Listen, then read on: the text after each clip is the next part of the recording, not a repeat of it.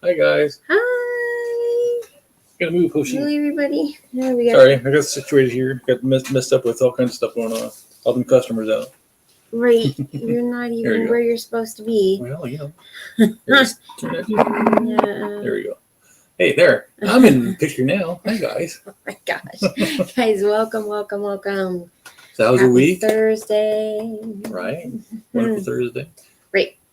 So this is the downhill side of the week. So Right. Tomorrow's Friday. Celebration Friday. right. Awesome thing. So turn it off. I've been working on it. So, yeah, last couple of weeks we covered blended family. So if you haven't caught that, go back and check that out. It's pretty helpful. Yeah, let us know what you think. What we can maybe improve on if that's the case. I mean, I know there are those out there that are not. They didn't have a blended family. They don't have a blended family, but you can still speak to what, hey, I wasn't in a blended family. I didn't grow up in a blended family, but I knew somebody that did. Right. We're always touched by something like that. Oh. There's always somebody that that is. And it's like, so what have you seen? What do you understand? Right. It's all important and part of the conversation and can probably help someone. So be conscious of that and just engage in the conversation for sure. So yeah, but today we're talking about other things. So 7 things that can change your life in 60 days. Right. So if you practice this every day for 60 days, right, it changes your thinking. It changes how you look at things and how you want to respond to things. Right. And it doesn't take long to do. Mm-hmm. It's just the consistency of doing it. Right. That's the hard part. Basically, what we're trying to teach you is how to break a habit to create a new habit. Mm-hmm, so you understand where things are at, and you have a bigger. It basically opens your mind to different angles of thought. There we go. Mm-hmm, mm-hmm. So, number 1, we ready to jump right into this? Yeah, go for it, guys. All right. So, number 1, manage your time. What does that mean to you? What does it mean manage your time means to you? What, just here I am. I get up in the morning, have my coffee, have some breakfast, and off to work I go. Get home, sit down, do nothing. Is that it? Right. What do you do? Do you manage your time? Do you lay things out? Hey, okay, at this time we're going to do this, at this time we're going to do that. Women are great at doing this. Men, not always. Not so much. I have to say that I'm not always the greatest at managing time, because sometimes I do just let it get away from me, and I'm not conscious of what I'm doing. Right. Because I haven't blocked. I mean, my mentors say block your time. Do time blocking is what they call it. So, take hour, 2 hours, block your time. And in that time, you set up what you need to do for the week, plan out, let's say if you're a business owner or whatever, then you'd be planning out, your postings and what you're doing. You plan out your thoughts for the week or for the 30 days ahead of time. I mean, just you block it and you take that time and you block out everything and you set it all out. And then, so when you come back daily, boom, boom, boom, done. And then it sets you up for your time freedom is what it sets you up for. Right. Right. And here's the great thing about this. I mean, you think about it, this pandemic really shifted a lot of things, how things are done, mm-hmm. from going to an office to work to working out of the home in an office. Because what a lot of companies have found out that if their employees stayed at home and work, they get more production done at home than they do coming to work and doing work. Because they found that in 3-4 hours, they can get all day done. Right. So it's kind of amazing what you can get done. Right. With a freedom that you have. Right. And instead of somebody, I don't know, whatever. Well, you don't have that person breathing mm-hmm. down your neck. You still do, but not literally down your neck. So, right.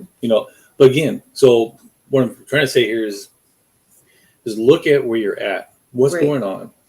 Set up times to deadlines for tasks. Right. And stick to your daily schedule. Stick to it. I mean, if you have this, and this that needs to be done, do that. And then you have the rest of the time to do whatever you want.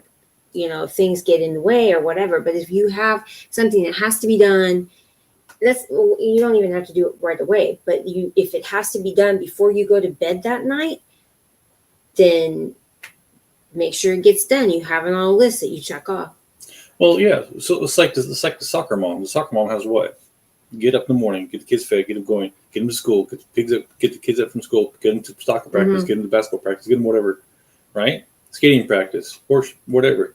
Get them home, get their homework done, or get food, get their homework done, and then the kids, if they have time, they can have an hour, half an hour worth of TV or play time. And that's time blocking in its simplest form. Right. But the truth lies in this: we all have the same 24 hours in a day. Right. Time keeps on ticking. That doesn't change. 1 second at a time. And I've had those days where, well, crap, I just wasted so much time on doing whatever, and and it wasn't that it was a bad thing that I was doing, but it wasn't being productive in what could have been. You know what I mean? Right. It wasn't a productive activity. But one thing I noticed, I found out in life though, sometimes you'll have days that's not very productive to get a day or 2 days that are so productive that took up all the rest of the time that you didn't have production. Dull, because what you didn't do the last few days that wasn't very that wasn't very productive actually set you up for the 2 days or 3 days that you busted out. Right. So sometimes you got to look at it, step back and look at it.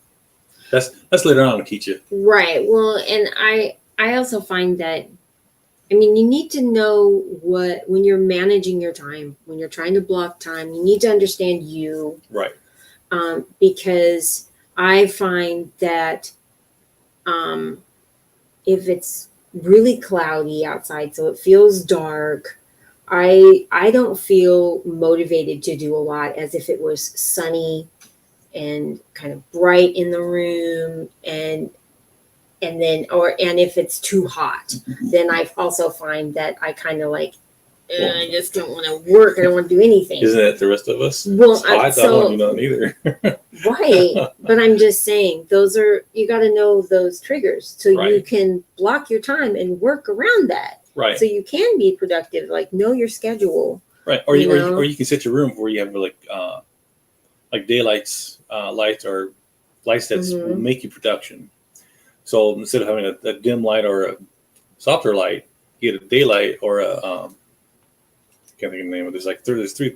There's a soft white, daylight. Awesome. Yeah. And bright.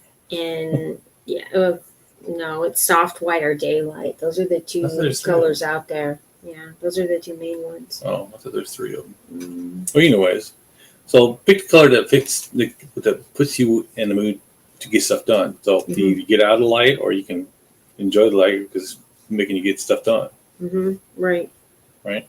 And I think once you start that, you're going to find how much you actually do get done when you have blocked your time. You set up this. You'll find, wow, I got all that done. Cool. Right. Yeah. All right. So number 2 is focus on one thing. What I'm saying there is, instead of trying to multitask, get all this 5 different things done, and you're spending 20% on 5 different things to get the 100% of you. Right. Knock 4 of them out. Focus on one. 100%. Right, but it's everybody does want results, but nobody really wants to take the time and stay on task. Right. And focused enough to finish that project or finish that thing. You go. Now I am one that does go pew pew pew. I'll do a little bit here and do a little bit here, do a little bit here, do a little bit here. And I had one mentor that says, that's fine, because sometimes you do get more done when you're doing that. Right. And that's what this year you covered. Because if you're like that person that does that, has a few 20 minutes here, 20 minutes here, 20 minutes here, 20 minutes here. What I'm saying though, in that 20 minutes, instead of doing 5 different things in that 20 minutes, that 20 minutes is dedicated to one particular task. Right. So it's the focus that you need to put into there to, you know, get what you need done to get there. right. That's what I'm saying. Yeah. So once you get these little projects done, take that same concept and put it to your goals. Mhm. So your goals become achievable because now you're focusing on that one goal that you want and not 20 different goals. Mhm. Get the biggest goal that you want. What is it that you want out of it? Focus on that. Get that done. And then while you're doing that, you can do these little things. But when you're doing these little things, you're focusing on each of those. But your main goal is the big one and knocking it out. Right. Because and in the focusing on the one thing, the gap that's between your life that you have now and the life that you want is the focus. Right. And if we can just focus on that, our life will be very different. Oh, very much so. You know, and I'm guilty of not focusing, you know, on that. I mean, I have my moments. I am getting better. I'm just stating that I'm human. You know, we can teach you these Right. things, but we're also going through the process of, you know, seeing that play out and work out as well. Right. You know, so Because like take for instance, right? I grew up on the rough side of the tracks. My focus was to have a nice house, have a nice family, have things going. You know, not everything's perfect, but at least where I feel comfortable with what I have and what I want. mhm. And here I am, have a 3,000 square foot house, almost 3 acres of land, great family. Everything's going good. I mean, yeah, we have our issues, but who don't? Right. It's called communication. Once you have the communication, what issue? There's that golden key again. Right. Right. So moving to number 3. Right. Make gradual improvements. Right. So in Japan, there's a word called Kaizen. Kaizen. Stands for continuous improvements. Now we got all this information off of a TikTok, so I got to give props to the TikTok that's floating around. But I think it was important, and I wanted to bring it to It's you guys. actually coming from a doctor. Right. I will put the name down in the comments. I forgot to do that, but yeah, it was a doctor. I can't remember his name, but I will put his name down there so you can search him out. But these are just 7 things. I'm sure there's more, but 7 important things. Right. But yeah, And we wanted to share them with you guys. right. So, like I'm saying, so when you make gradual improvements, so like I didn't get here all of a sudden, right? So I had to make steps in every Daily step. daily steps.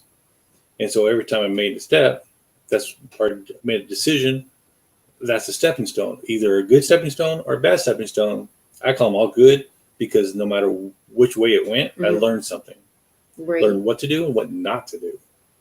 So, Right. so when you learn what not to do, that's still a learning. That means you learned something.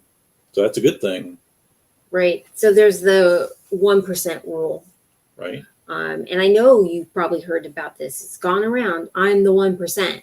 Okay. Well, make sure you understand what that 1% rule mean when people are saying I'm the 1%. Make sure you understand what that's really talking about, because Right. I don't think people really understand. No, I don't think so. Because a lot of entrepreneurs are going, I'm the 1%. Are you really? So this is what the 1% rule is that if you are out to become 1% better every day, so this is mathematical, you know, and you're starting at 1, then your result will be becoming 37.38 times better on any given thing over the course of 1 year. So if you're just doing one little bit, in that year, you're 37.38% better than you were when you started. Right, That's the 1% in just a year. So, so you just start by reading that one page, that one video of, you know, self-improvement. If you're trying to gain that, if you're trying to reach something, one step, one movement, one little activity, and then it gets to be more and more and more, and it perpetuates. Right.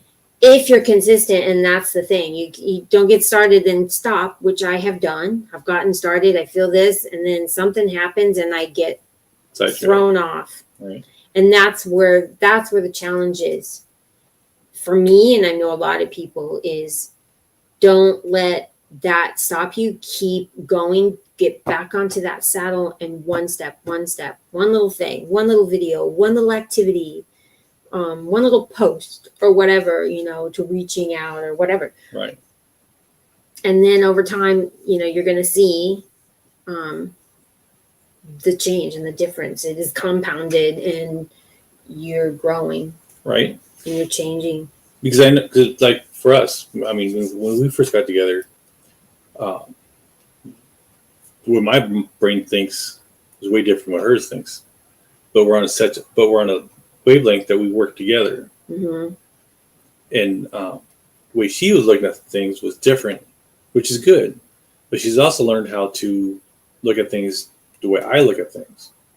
And I've learned how to look at things the way she looks at things. Mm-hmm. So she's made improvements, I've made improvements. So that's why we can mesh with each other really good. Sometimes we can talk without even talking. Mm-hmm. So it's improvement every time we turn around. We're improving. Right. So we take that same concept and put it in whatever we're doing, and we'll get there. Right, for sure. All right. So number 4, look at things diagnostically.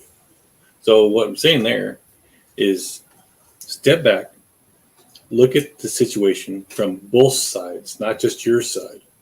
Try to understand where they're coming from and where you're coming from, or what are you working on, and how can you get out from looking at it? How am I going to say this? In other words, you want to develop a problem-solving mindset. Right. You see a problem, solve it. How do you solve it? How am I going to fix it? How am I going to change it? Well, first of all, what is the problem? Right. Yeah. In order to change your problem, you have to identify the problem. Logically. And I know sometimes women have a hard time thinking logically, but we can do it. Right. We can do it. So you want to think about, logically what's happening. So something that has been suggested, like this doctor suggested, is that you go about your day, and everything that's happened, if anything and everything that is significant that happens to you, you want to ask yourself 3 things. And I should have put this up there, but 3 things. You ask yourself 3 things. Is what am I in control of? What can I do better? And how can I improve things? That's what they mean. That's what they mean by the diagnostically problem-solved mindset.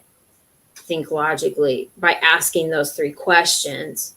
And it will help you get a better outlook, like that bird's eye view of what's happening. Right. So you can, see the different outlook and help transition into, that better place. Right. And then you can elevate yourself this way. All right. Well, you can elevate yourself this way. You can elevate your partner this way, because they might not look at it like that. And you guys can sit and have a conversation of what's going on. Mm-hmm. I mean, you can look at your business of what's going on in the business. So you have employee issues. You have shipping issues. Mm-hmm. You can look at it. You can take the same concept and look at it. Right. And then you can break it apart and say, okay, this is where I need to fix it, or this is what's going on. I need to find somebody who can fix it here for me, or somebody who can overall do it all. And you just step back and say, here you go. Right. That's another issue too. Yeah. So those 3 questions is what's going to help you, with that outlook and have that problem solving mindset. It's those 3 questions. And if we can do that and think about those things, and I don't think we often stop and go, I don't think we often do that, but I think the conscious effort for 60 days doing this is going to be a major. Right.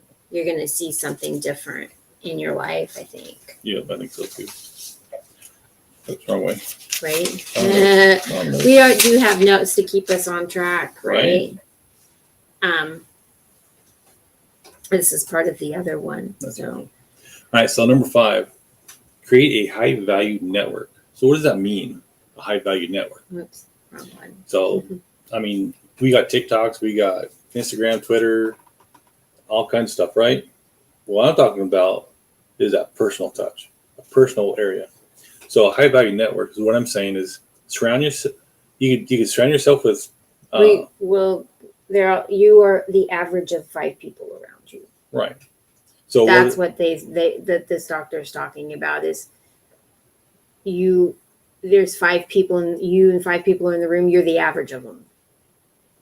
That's what he's saying. Right.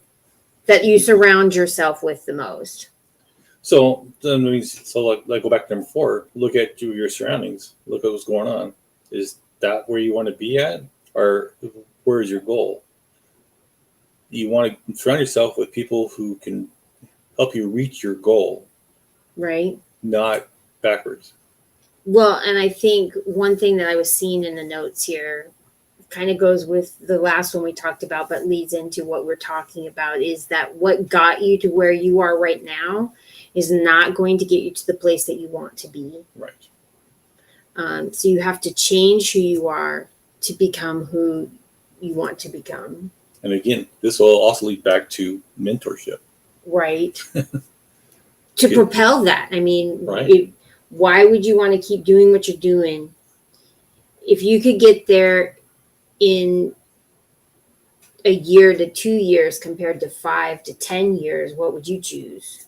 1 to 2. I would take the 1 to 2 years, to be honest.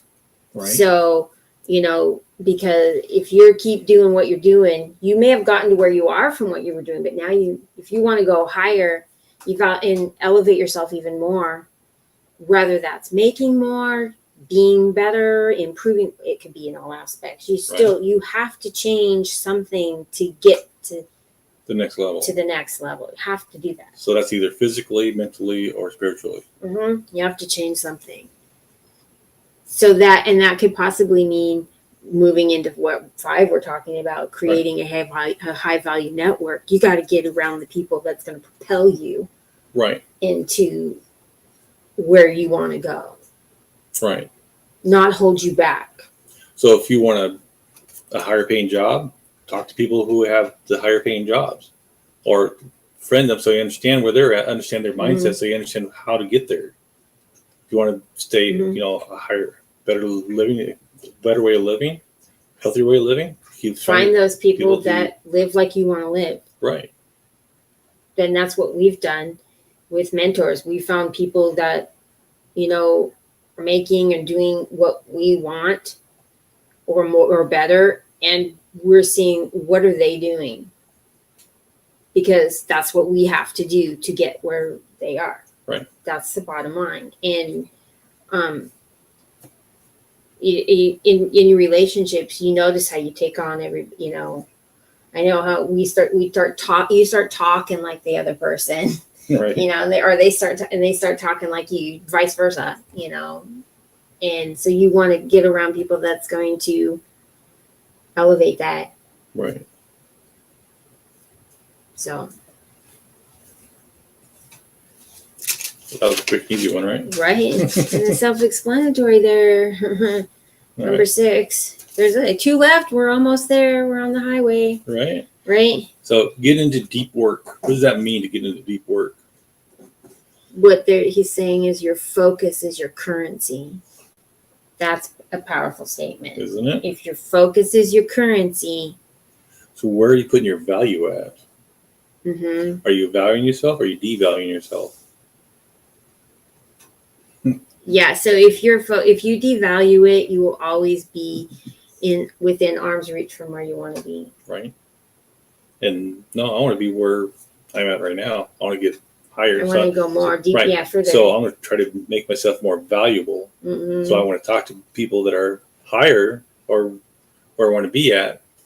I can talk with them, or I can have an understanding where they're at, so they can teach me of where it needs to go. Right. Because most people will teach you what you want.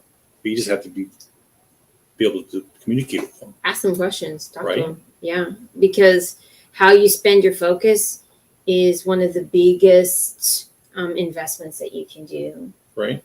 If you put your focus there, where you put your focus is that's what you're gonna get. You know. Yep. So here's the suggestion is like it goes in with one of the other ones that we talked about. So each day you want to block out a few hours to focus on that one thing that you're going to do that's going to help you, you know, and then remove all distractions. So leave your phone outside your room. If you have Turn- to. So turn it like silent. me, my phone is some of my business. So I do that. So that's a touchy line there, Right. you know. Well, like mine, for this 1 hour or half hour, that actually it's 1 hour for us. I took my phone on silent and I turn it over. Right. I don't touch Remove it. all distractions Yeah. and then block out and then get that focus because again, if you devalue that focus, you're just going to keep yourself from where you want to be as opposed to embracing where you really want to be. Hey, you know what? You got paint. I know. I've been painting today. Sorry. I was like, yeah. In case people were wondering what that was, what has she been doing? I was Right. painting today. It's always good to paint, Right. Just I'll be outside. showing some of that. I've got to, right? yeah. I haven't Show my Right. handiwork. divulged that yet because I'm changing colors. And so I'll have to show you. I digress. Anyway, So- our final one. Number 7, find your purpose. Ooh, big one. I think out of all of them, I think number 7 is a key and it's huge. Right. And it's a thing that my mentors have said. What is your purpose? Yeah, what's the purpose of the thing you're after? Is it after for your own self gratification? Is it after you trying to do for somebody else? Is it after something that you want or needing? What's the purpose of the goal? What's the purpose of what you are wanting to get done? Right. And like some of what this doctor was saying is that you can have all the goals you want, but if you don't create a plan and you aren't driven by a divine purpose, then they will just remain just that, goals. Right. So goals are goals. Goals doesn't necessarily mean that's your purpose. Right. No. So Personally. that's distinct to that. Right. You can have a goal and it not be your purpose. So you got to find what is your purpose so you can take that goal and so they become not just a goal Okay. out So, of reach. well, no, you never put your goal out of reach. You change your goal. Once you reach that goal, you change your goal. But Mhm. you never put your goal out of reach. I don't care if you move it a half an inch. If you can reach out and grab that goal, grab the goal, change the goal to something different. So each goal that you reach is a stepping stone to your next goal. Mhm. So that's a little one way of thinking about some of the stuff. Is never put your goal out of reach. Just make it enough where you can reach it, but then once you reach it, you change it to the next step. Mhm. So your big goal, the ultimate goal, is over here. But in between there, you got maybe 1,000 different goals you have to reach to get to that big giant goal. Well, each one of those goals that you reach down below is getting you higher up the ladder, right? That's what the plan is. Right. That's where you have to have the plan. What's the plan? What are your stepping stones to reach Right. that? And the plan requires certain steps to take. Well, each of those steps is a goal. And when you're driven, if you're driven by the purpose of this is what you want to do, okay, that goal becomes your purpose. Right. You're driven. Yep. Right. And also was being said was that everything in life becomes easier once you gain clarity on what you are here for and what you must do. Right.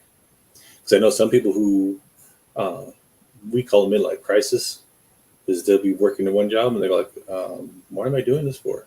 Mm. And they become preachers, they become evangelists, they become doctors, they become whatever. Right. You know, the list is endless. What is your purpose? What are you here for? Get clarity on that. Find that purpose, and then make the plans to reach that. How you're going to accomplish that. Right. what is the thing that you want to do the most, Mhm. and that basically is your purpose. Right. And one of the things that for me is that I help women, you know, because I'm not going to help just a man. I mean that's so I'm clear on I help women reach their dreams. I help them, you know, with building, you know, wealth and prosperity and, you know, creating and finding their purpose. That is what I help them do. And I do the same thing for men. Right. And then when together we help couples do Right. that. Very same thing. So and we're doing that through the Abundance Tribe, which is up and ready to go. Abundance Tribe. So it'd be dreaminfluencer.life/tribe if you want to know more about that. That is one of our purposes, is to do that, to educate people, to help them create a abundant life. Right. So It's a good group to go to. right. It's something that we've developed and is in development, and you can be a part of making that grow and getting things actually kind of, I would say, tailored Right. tailored to specifically you. If you want. Yeah. Right. It's a possibility. So what a unique opportunity to be a founder of Abundance Tribe. So go check that out. I'll pop that down in the comments, the link in the comments if you want to check that out. But there we go. All right, guys. So have a good week. Don't play too hard. If you do, make sure you have fun. Right. All right. Bye, guys. Bye.